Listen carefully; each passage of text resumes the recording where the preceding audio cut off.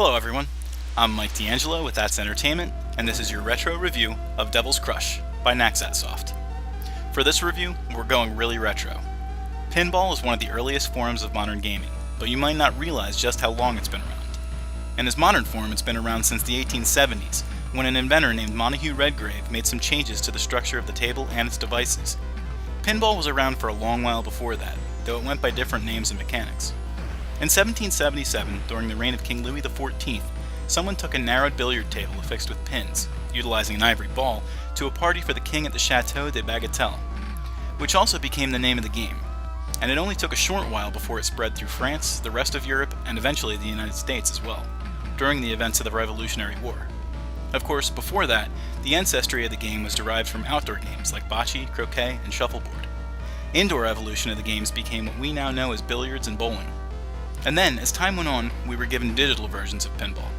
Not exactly a rarity, but not as popular as the broader spectrum of games over the past few decades. It was 1990's Devil's Crush that set a new bar and kept the ball rolling. With a pinball-based game, you'd expect that there would be no real story elements to talk about. For the most part, you'd be right. Devil's Crush has a very light plotline that pretty much hinges on the idea that an entire kingdom lies within a digital pinball table, and that kingdom has fallen under the influence of an evil army of monks, wizards, and yes, devils.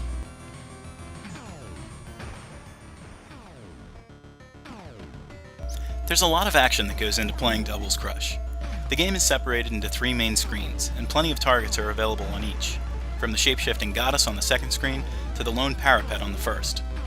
These mechanics are largely in place to give you a way to earn more points, but there are other effects that they impose on the game. Some block the gutters or the area between the flippers, some award extra lives, and some bring you to entirely new screens. These other screens are basically hidden boss levels. They are tasks that you need to focus on to be successful, which usually all fall upon defeating whatever enemies are present. As the game progresses, you may even get the chance to face off against the final boss, which, in this game, really tests your mettle.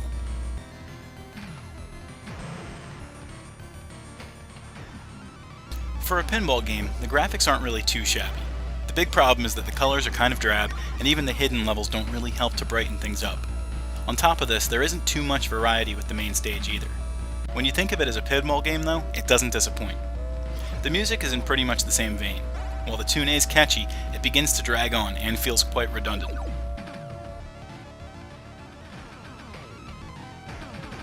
Devil's Crush was one of the most well-known pinball games of the 90s, but you might be more familiar with its predecessor, Alien Crush. Both were part of a 4-part series, and were bolstered later on by the titles Jockey Crush and Alien Crush Returns. Also, not many people know there was a port of this game that was renamed Dragon's Fury, which was released on Sega's Mega Drive.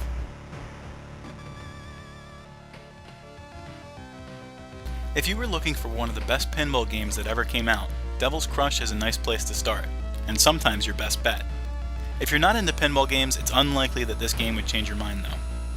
Devil's Crush can be found on both the TurboGrafx 16 and in re-released form on the Virtual Console and PlayStation Network.